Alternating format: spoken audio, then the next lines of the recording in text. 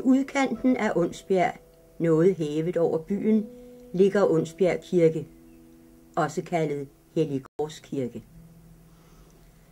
Af den oprindelige kirke, der er opført i midten af 1200-tallet, er skibet bevaret, mens koret omkring år 1400 erstattedes af et nyt og større.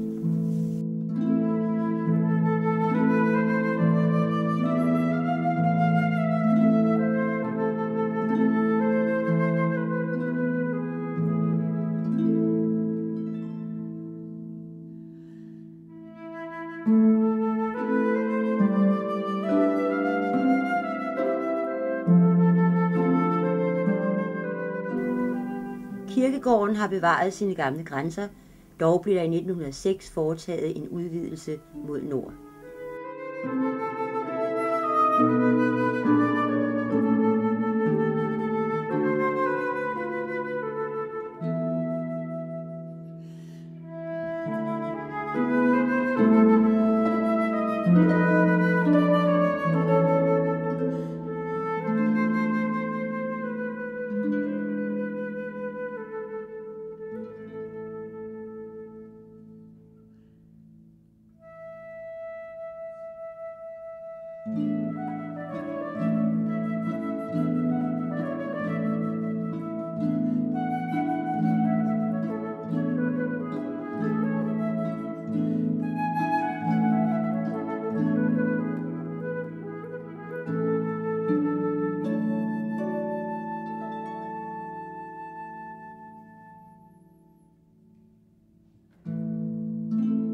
Ved nordsiden af kirken er udlagt begravelsespladser for kister og urner uden mindeplader.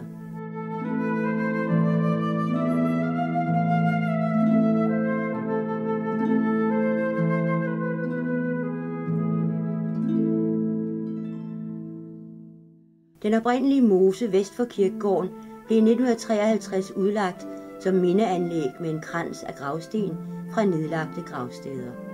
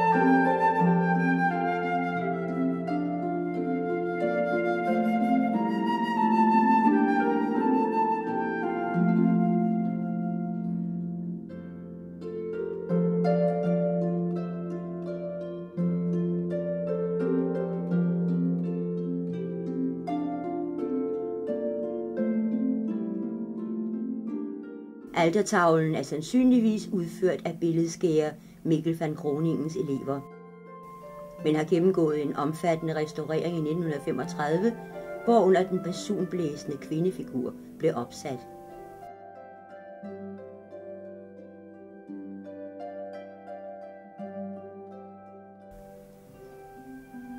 I topstykkets billedfelt ses en kombination af opstandelsen og Kristus, der træder død og djævel under fode.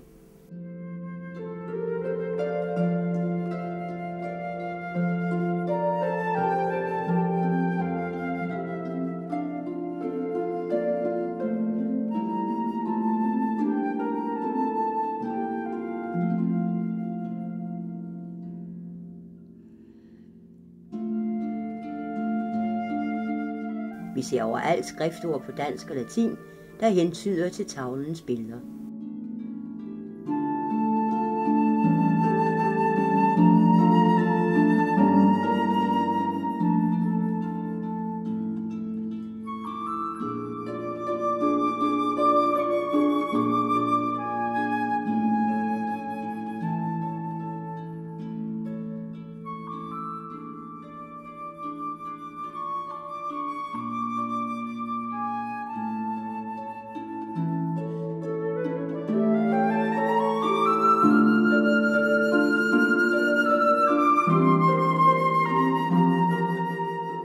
Storsøjlernes forsider rummer de 4 evangelister. Lukas med Maria, der sidder med barnet. Matthæus med englen ved sin side og Helligånden svævende foroven. Markus med den opstandne frelser. Og Johannes med treenigheden.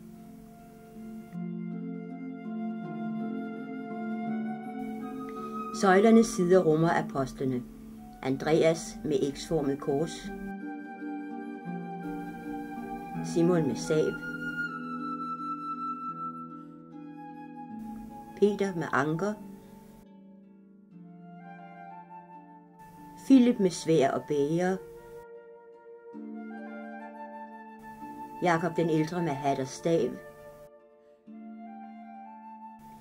Paulus med 2 sværd. Bartholomeus med kniv. Og Mathias med økse. Nederst på tavlen ser vi dyderne. Troen med kors og kalk. Tålmodigheden med et lam i favnen. Visdommen med spejl og slange. Håbet med sammenlagte hænder. Retfærdigheden med svær vægt. Tapperheden med nøgen overkrop. Kærligheden med barn på armen. Mådeholdet, der fortynder vin med vand. Kyskheden med nøgen overkrop. Og fromheden med åben bog. Prædikestolen med lydhimmel er fra begyndelsen af 1600-tallet, men har ligesom altret gennemgået en omfattende restaurering i 1935. Den tilskrives den aarhusianske stenhugger og billedskærer Christen Jensen.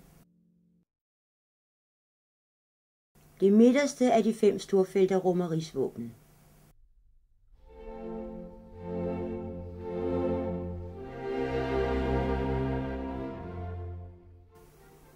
De øvrige 4 storfelter rummer de 4 evangelister sammen med deres symboler. Matthæus med menneske, Markus med løven,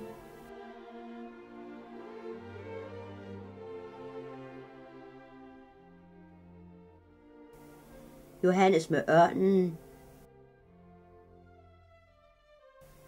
og Lukas med oksen. Prædikestol og lydhimmel rummer citater fra de 4 evangelier og Peters første brev.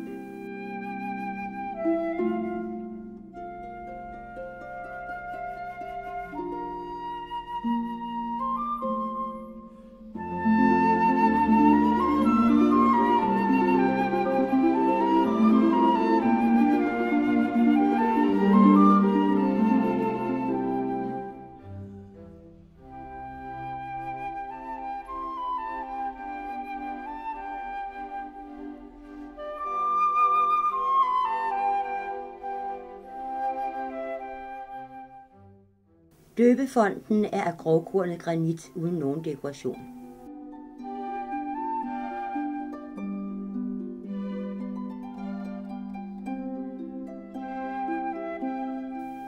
Dåbsfadet er fra omkring 1650 og skænket til kirken i 1690 af Jørgen Jensen og Maren Rasmusdatter Stavns.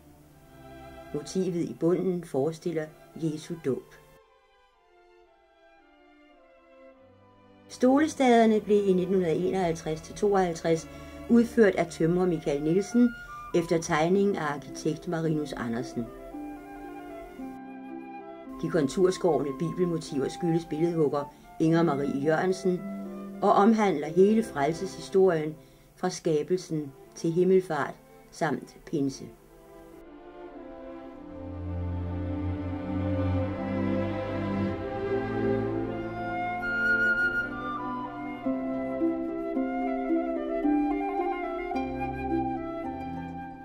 På den nordre væg er opsat mindetavle og 6 epitafier, der er bekostet af taknemmelige borgere og deres efterkommere.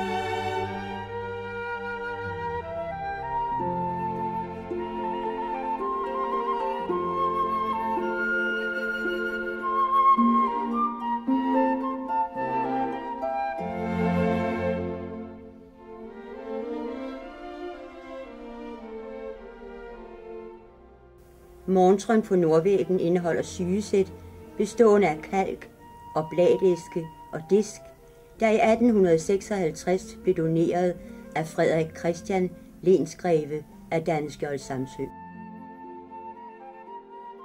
Skibet havde oprindeligt fladt bjælkeloft, men i det herrens år 1462, i salig biskop Jenses tid, blev disse vel færdige. Samme år i værdige faders biskop Jenses tid var herr Jakob Poulsen provst på Samsø.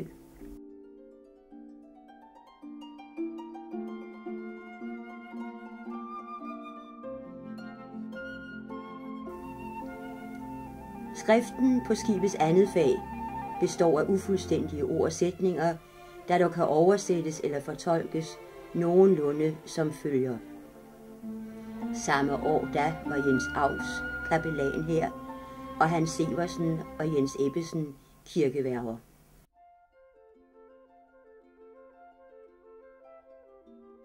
Anno Domini 1914 gik denne kirke over til selveje.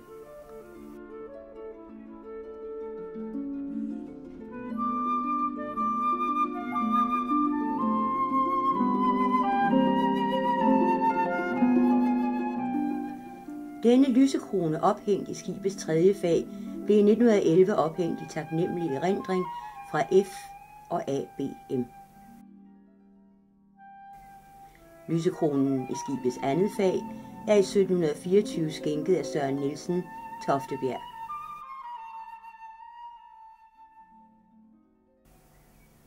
I 1685 blev denne lysekrone i korets andet fag til taknemmelig æreminde bekostet af efterladte Laurits Nielsen Fogh.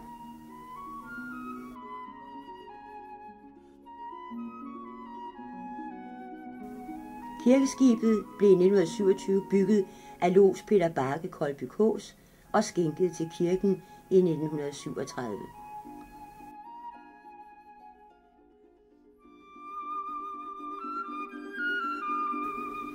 Orglet er tegnet af arkitekt Marinus Andersen og bygget i 1966 af Th. Frobenius og Kompagni, Kongens Lyngby.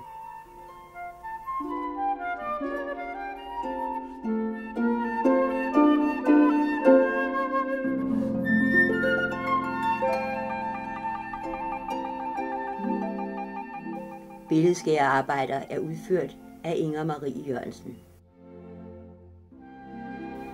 Det gyldne krucifiks stammer fra omkring år 1200, men er formentlig først kommet til kirken senere, senest i 1596. Dette forgyldte krucifiks var bundet på et dødt menneske og kom flydende her til land ved Ilse Made i Tranebjerg Sogn. Da de ville age liget til kirkegården, kunne 4 heste ikke trække det. Ikke kunne de heller få samme lig trukket til Koldby, men da de vendte vognen om mod denne Onsbjerg kirkegård, drog 2 heste det lette lig og blev begravet ved kirkens østre gavl. Denne kirke har sit navn efter samme forgyldte kors og kaldes den dag i dag Hellig Korskirke. Mit glas er udløben anno 1596.